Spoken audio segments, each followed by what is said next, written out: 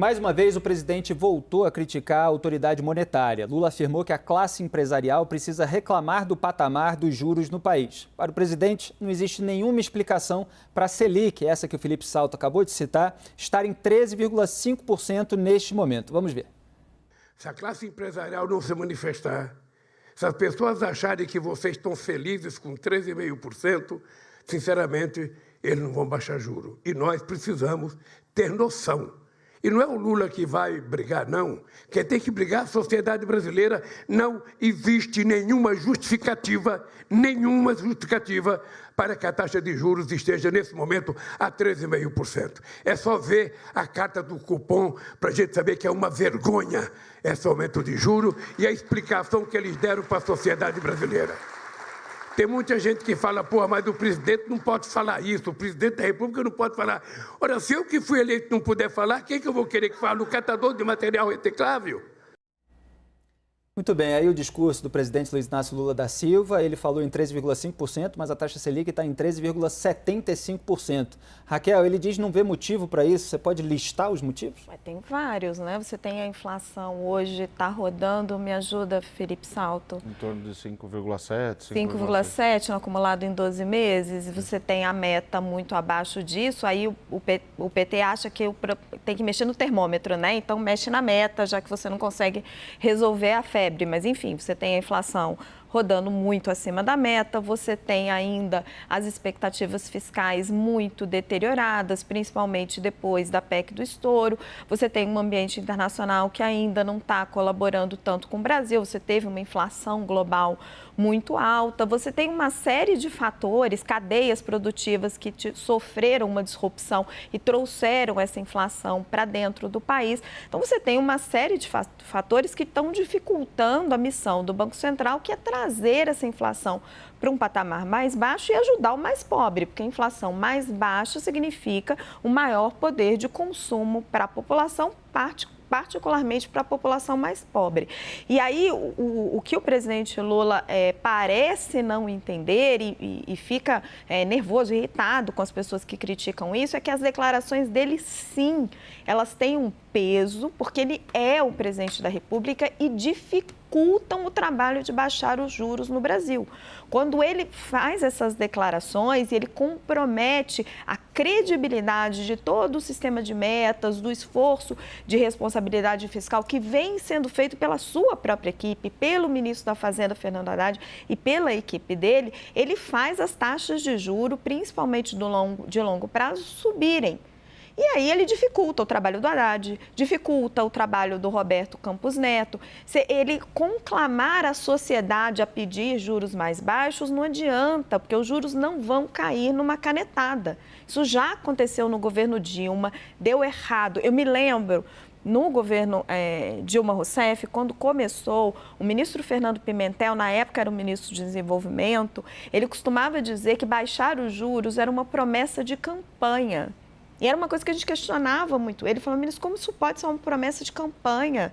Isso é um instrumento de política monetária. E aí veio o Alexandre Tombini, na época presidente do Banco Central, e deu realmente uma reviravolta nos juros. E deu um puta problema na economia brasileira. Você, perdeu todas as expectativas. É isso que ele quer fazer de novo? Ele vai baixar os juros na canetada porque o presidente da Fiesp começou a pedir, ou esse ou aquele empresário? É essa falta de credibilidade que a economia brasileira não precisa.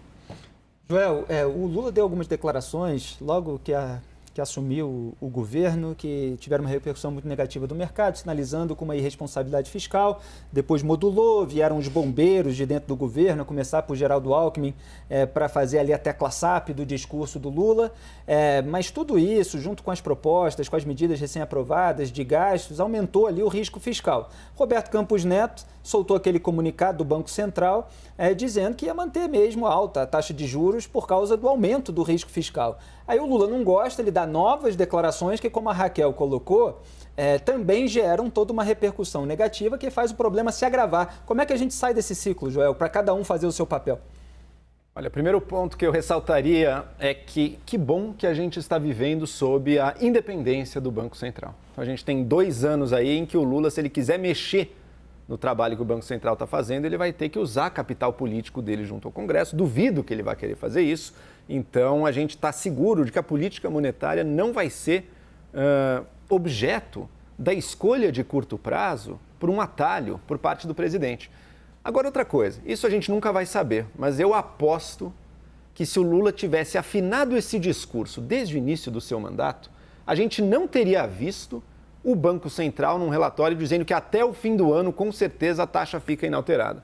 Pelo contrário, se o governo estivesse dando sinais de que, olha, estamos totalmente conscientes da importância de um ajuste fiscal, sim, o foco é o social, o mais importante é o social, mas para conseguir fazê-lo direito, de forma sustentável, a gente precisa minimamente botar as contas em dia, senão o dinheiro acaba. E, portanto, o fiscal, a gente vai olhar para ele também. Queremos baixar os juros. O Lula reclamou que os empresários não reclamam.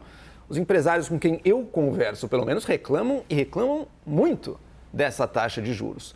Agora, se você optar por baixá-la na canetada, a gente vai ter mais inflação no Brasil, a situação econômica do Brasil vai voltar para uma crise similar à crise de 2014, 2015, lá da Dilma Rousseff. É isso que a gente quer para o Brasil? Chegamos a 13 milhões de desempregados lá atrás. Pouco a pouco a coisa foi baixando, hoje já estamos muito melhor. Agora, dá para voltar tudo se não fizer o trabalho direito. Então, se o Lula... O maior desafio para esse novo governo, na verdade, é de fato fazer o ajuste fiscal. O Felipe falou aí, Felipe Salto falou da redução dos gastos, da redução dos gastos. E eu não tenho dúvida de que não vai ser fácil reduzir gasto no Estado brasileiro também. Até queria te deixar, Felipe Salto, a pergunta, né? Onde dá para cortar os gastos mesmo? Eu até tenho uma ideia ou outra, mas eu tenho certeza que você terá ali na ponta do lápis algumas coisas para fazer que de fato façam a diferença. Não vai ser fácil fazer esse trabalho, mas seria muito fácil, aí sim, para o governo, pelo menos ter o discurso alinhado, o discurso mostrando as prioridades corretas. E se tivesse isso, já daria uma ajuda para as expectativas de inflação e de juros agora. O discurso não resolve esses problemas. Vai ter que fazer as decisões difíceis também ao longo desse primeiro ano, agora, ou dos próximos. Agora, o discurso poderia estar ajudando. Ele não está ajudando, ele está atrapalhando. Quanto mais o Lula ficar nesse cabo de guerra com o Roberto Campos Neto, mais a gente vai ver essa situação na qual as expectativas para o futuro pioram. O governo devia estar dando mais estabilidade, mais previsibilidade. E não expectativas totalmente instáveis de um conflito que pode surgir ou não, de uma mudança na independência do Banco Central ou não. Isso aí destrói a confiança de qualquer um na economia brasileira. Só trazer um dado para o nosso debate, o Samuel Pessoa, que é um excelente economista, entende como poucos de fiscal, escreveu um artigo na Folha 2 dias atrás falando, olha, o dólar poderia estar a 4,80 se não fosse a PEC do estouro e o falatório, como ele chama, do Lula. Dólar a 4,80 é menos inflação, menos reajuste de preço, são preços mais controlados aqui dentro, porque tem vários produtos cujos preços regulam com o dólar. Por exemplo, a gasolina, que o presidente fica sempre tão preocupado com o preço dos combustíveis. Então, quando ele fala tudo isso, ele na verdade está ajudando o preço da gasolina a subir, o preço do pãozinho, que é ligado com o trigo, o preço do óleo de soja, só que parece que ele não enxerga essas relações. Felipe Salto já deixou uma questão encaminhada para você, então vai lá. Bom, eu acho que o tema dos juros é o seguinte, o presidente da República, evidentemente, tem o direito de falar o que ele quiser. Só que isso gera efeitos, tem desdobramentos e ele precisa compreender isso, e ele sabe disso. Ele foi presidente da República, elegeu a sucessora e entende que uma declaração como essa, que ele fez num evento hoje e que fez já na semana passada também em entrevistas e tal, acaba produzindo o efeito contrário. Porque como a Raquel colocou, o Samuel falou isso e nós temos feito essa análise também, a taxa de câmbio, o preço do dólar medido em reais, podia estar muito mais baixo já. E quando o dólar fica mais baixo, como a gente transaciona com o exterior, mesmo que não seja tudo importado, mas para produzir essa caneca de água que está aqui, você importa componentes. Então, você importa a valores mais baixos. Isso repassa para a inflação. Então, só esse efeito do câmbio já estaria ajudando a inflação muito mais se não houvesse esses ruídos, né, vindos da política. Agora, é claro que ele pode falar. Ontem, o ministro Gilberto Kassab, atual secretário de governo de São Paulo, deu uma entrevista muito boa. E ele falou justamente isso. O presidente pode falar, deve falar o que ele quiser, etc., mas E o importante é sempre o que vem depois do mas, né, João? Quando ele entra na economia, tem que pisar em ovos, tem que ter muito cuidado. É como o ministro da Fazenda. Tudo que ele fala vai ser considerado na hora. Faz preço. Pelos traders, faz preço, nas expectativas, vai afetar o custo dos títulos do governo. Então, o que o presidente Lula quer? Quer juros mais baixos. Eu também quero e todo mundo que está aqui também quer. Mas como que a gente chega nisso? Não é pedindo juros mais baixos.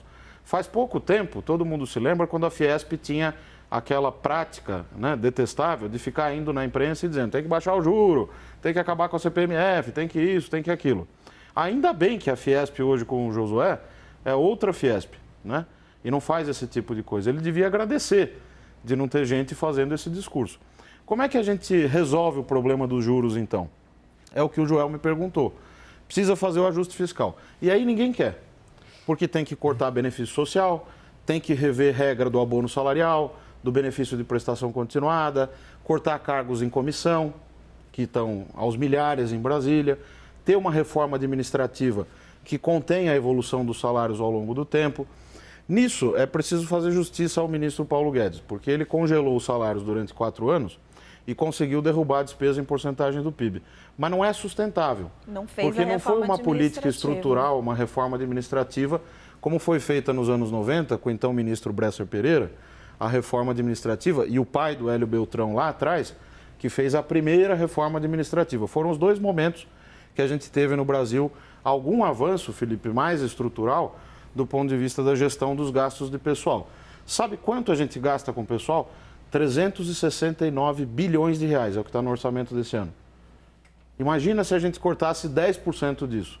Dava para fazer uma montanha de investimentos. Claro, se tivesse bons projetos, etc, etc. Mas dá para fazer isso sem piorar o serviço na ponta? Porque esse Pois é o problema, né? Não contrata mais fiscal, daí a Amazônia pega fogo. Não contrata no INSS, a fila do INSS explode. Mas aí é que tá, Joel, não é fácil fazer. Se fosse só chegar no orçamento e dizer vai ter 10% a menos, seria muito fácil. Mas não é, você tem que olhar cada carreira, qual carreira não faz mais sentido, qual precisa ser reestruturada. Tem carreira que precisa ser valorizada, inclusive, né? Vale dizer.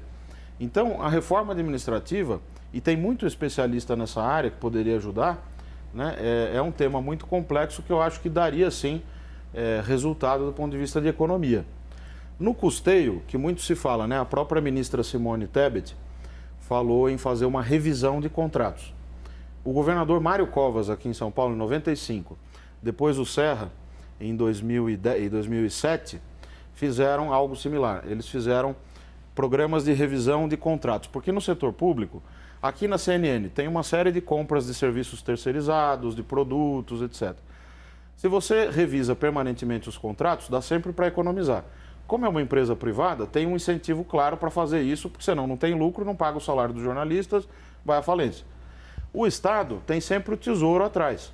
Então ele não tem naturalmente esse incentivo para ser eficiente, que é a palavra que os economistas gostam, né? Eficiência. Então, revisão de contratos é bom, mas não dá para economizar tanto assim. A minha conta é que daria para economizar entre 11 e 12 bilhões, combatendo esse sobrepreço que existe nos contratos da administração pública federal. Mas você vai juntando 11 bilhões aqui da revisão de contratos, mais uma reforma administrativa que rendesse uns 25 bilhões, mais algumas mudanças na Previdência. Nós estamos gastando com a Previdência 868 bilhões de reais. É uma coisa astronômica. O orçamento desse ano, as receitas, né, vão ficar acima de 2 trilhões e 300 bilhões de reais. Só com a Previdência, 900 bi. Então, está na hora de sentar em cima da prancheta do orçamento e olhar cada rubrica do gasto. É isso que está faltando. Eu acho até que fazer uma reforma da Previdência, vai ter que ter outra. Mas lembra que quando saiu aquela reforma, eu disse o seguinte, em 5 ou 10 anos, nós vamos ter que fazer outra reforma. E tomei um monte de pedrada por causa disso. Mas é verdade. Mas isso é natural, isso tem que estar sendo sempre revisto. Sim. É porque isso tudo dá trabalho, gera reação, tem todo o corporativismo. Sim. E muita dificuldade política, porque os parlamentares também não querem se comprometer, isso eventualmente faz com que eles percam votos, e aí o Brasil entra nesse ciclo, né, em que o problema vai gerando uma série de manobras em vez de o dever de casa ser feito lá na raiz. Agora, Hélio, o nosso colega aqui de CNN, doutor em economia, Aode Cunha, fez um tweet hoje que vale a pena ler aqui nessa discussão. Ele falou assim: aumento de gastos, juros subsidiados e a utilização de bancos públicos para expandir crédito levaram a taxa Selic de 7% para 14% no governo Dilma. Reformas, teto de gastos e gestão independente do Banco Central derrubaram os juros no governo Temer. Já sabemos o que funciona e o que não. Então, para tirar o economês, eu pergunto da maneira popular: o Lula está dilmando, Hélio? Felipe, perfeito, Aode. Resumiu melhor do que qualquer um em uma frase o que está acontecendo hoje. O Lula falou que é inexplicável essa taxa Selic de 13,75. Todos aqui estamos explicando por que ela tem que estar aí e continuar. Se a gente olhar as previsões do mercado de juros, inflação, etc., desde a eleição do Lula, quando ele começou a falar bobagem, até agora, você viu que só piorou, tudo piorou. A gente estava se encaminhando por uma Selic para fechar o ano perto de 11% e em 2024 de novo em um dígito, e agora estamos no caminho inverso. Selic 13,75, com risco até de, se as coisas piorarem, poder eventualmente subir. O Samuel Pessoa falou que, se não fosse essas bobagens aí, o dólar podia estar 4,80. Os juros de mercado, que não é o Banco Central, Roberto Campos Neto que determina, os juros de mercado, que hoje estão acima de 13%, e estavam 11% no ano passado, logo depois da eleição do Lula, e podia estar em 9%. Ou seja, isso é um custo invisível que ninguém está olhando. Ele acha realmente que vai tabelar os juros da economia. E todo mundo aqui está entendendo que isso é impossível. Mas quanto mais ele fala, mais piora. E aí tem essa coisa que foi mencionada, que foi esse bullying que está havendo contra o Banco Central e o Roberto Campos Neto. E o Joel mencionou que existe uma independência até 2024, mas, Joel, eu tenho preocupação, mesmo antes disso, porque está vindo uma carga inacreditável. Essa carga pode acabar sendo a contento, provocando uma eventual pedido de demissão, alguma coisa assim, ou até determinando uma nova meta de inflação em cima. O PT e o Lula estão fazendo um bullying sistemático no Banco Central. Ele disse que é uma vergonha o texto da reunião do Copom, só porque disse que o Lula está sendo razoavelmente irresponsável, não falou essa frase, mas irresponsável com as contas públicas, quer dizer, tem um risco quanto às contas públicas, e aí ele fica irritado e quer fazer bullying com o presidente do Banco Central, Roberto Campos Neto, que está fazendo um trabalho para que a inflação não suba mais do que já está subindo. E está subindo porque estão entrando 200 bilhões adicionais por causa da PEC do estouro. Vai entrar, como eu mencionei, algumas centenas de bilhões de crédito adicional por causa do BNDES. Eu nem sei como vai ser nos outros bancos públicos, mas o Aode tem razão. Esse crédito direcionado nos bancos públicos. Tudo isso é pressão inflacionária e pressão para a subida de juros. E o Banco Central, o que tem que fazer é isso mesmo, é colocar a Selic onde ela precisa estar para que a inflação não saia do controle. Então, vergonha não é o comunicado do BC, presidente Lula. Vergonha é o que você tem feito com as suas falas irresponsáveis que agora estão se tornando ações.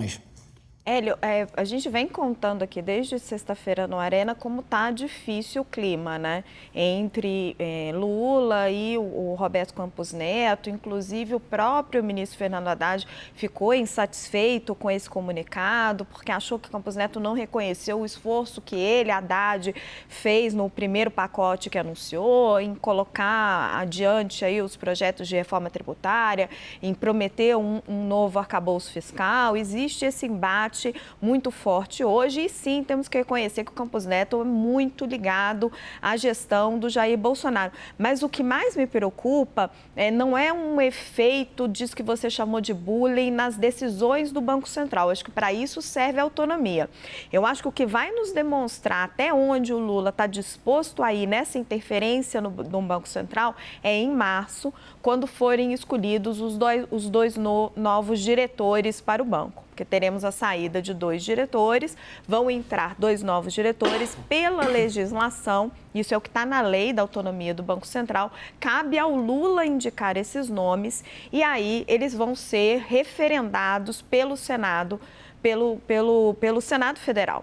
E nessas conversas, nas últimas semanas, o Campos Neto estava sendo ouvido e o Haddad estava fazendo um esforço de levar nomes técnicos. Agora ficou muito complicado. Certamente, o Mercadante também vai levar nomes, a Glaze vai levar nomes. Vai ter ali uma lista de nomes para o Lula que a gente não sabe muito bem o que vai sair dali. E aí vamos ter um Copom mais dividido. Se eventualmente forem nomes mais heterodoxos para trabalhar ali dentro da diretoria do Banco Central. Eu acho que aí a gente vai ver o grande teste de quanto o Lula estaria disposto a interferir dentro do Banco Central sem ainda gastar o capital político necessário no Congresso para mexer na lei da autonomia, porque ele vai ter essa brecha em março para fazer isso dentro das regras. Agora, Joel, um governo mercado... assim... Fala, Hélio. Não, eu ia dizer só, tem razão, Raquel, e o mercado já entendeu isso, já entendeu que essas nomeações vão ser voltadas para essa direção aí, desenvolvimentista, de influenciar na taxa de juros, e é por isso que o mercado tá pesado, está piorando.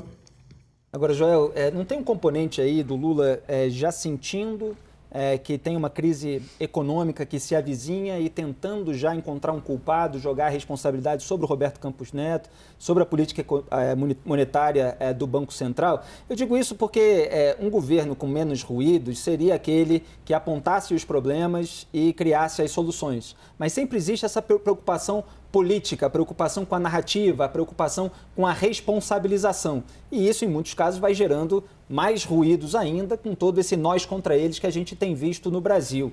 Qual é a sua expectativa para o que vem aí? Eu me pergunto muito acerca disso, Felipe Moura. Qual seria a motivação do Lula com esse tipo de fala? Porque já foi presidente antes, sabe muito bem como é que funciona. As falas dele não me parecem que atendem a nenhum objetivo mais pragmático, mesmo do governo. Acho que você levanta uma hipótese possível, né? Está vislumbrando uma crise, está se antecipando a ela para ficar como não responsável pela crise que vem. Agora, as perspectivas, inclusive do resto do mundo, estão levemente mais otimistas do que estavam até um tempo atrás. Então, não necessariamente há uma grande crise vindo. A crise virá, pode ter certeza, pode escrever isso, se o governo não fizer a sua lição de casa fiscal. Se isso acontecer, de fato, a crise virá. Agora, se ele fizer a lição de casa fiscal, Felipe Salto levantou vários primeiros passos aqui. Se ele fizer, além disso, uma reforma tributária, e essa, vamos ser sinceros, parece, tudo indica pelo menos que se encaminha para fazer. O Brasil não estará numa situação ruim, inclusive comparando com outros países do mundo. Então, não há nada de inevitável numa crise. O Lula, se essa for a mentalidade, se esse for a motivação do Lula, eu acho que ele está bastante equivocado. Ele está aí, sim, cavando o buraco, criando a crise na qual o Brasil cairá. E sinto muito, eu duvido, porque a maior parte das pessoas não está tão interessada assim nos argumentos econômicos por trás de uma crise. Se o emprego acabou, se não tem mais dinheiro para comprar nada, se está passando necessidade, as pessoas tendem a punir o governo que fez a vida delas piorar, tá? E beneficiar o governo no qual a vida delas melhorou. Então, não sei se é uma estratégia que vai funcionar para o Lula. Também, eu vou ser sincero, eu não sei se é isso. Ou se é simplesmente algo mais elementar, assim, se o Lula se perdeu numa certa grandeza, houve muito, um grupo de pessoas que esteve muito junto dele desde a prisão até agora e que são muito bajuladores, que têm uma ideia completamente equivocada e arcaica sobre a economia, e se ele realmente não acreditou, então, um pouco nesse discurso e realmente acha que os rumos da economia e o sucesso do país estão na mão da decisão política, como se não existisse uma realidade objetiva, a economia tem leis também. A economia é algo que acontece na humanidade, mas tem leis. Se você viola essas leis, se você acha que você vai contrariar o sistema de preços, se você acha que você vai contrariar ou negar a taxa de juros, você vai meter os pés pelas mãos. E não faltam exemplos na história do Brasil e de outros países. Acho que são as duas coisas, Joel. Porque sim, acho que tem essa coisa que ele está sendo muito influenciado por essas pessoas mais à esquerda. Mercadante, se você lembrar, em 2003, era um dos quadros do PT que ele manteve longe do governo. Exato. E hoje ele escuta muito. Mas sim, a taxa de juros é muito alta. Quando você olha nas vendas dos setores que vendem mais a crédito, já tem uma desaceleração dessas vendas. E isso é o esperado.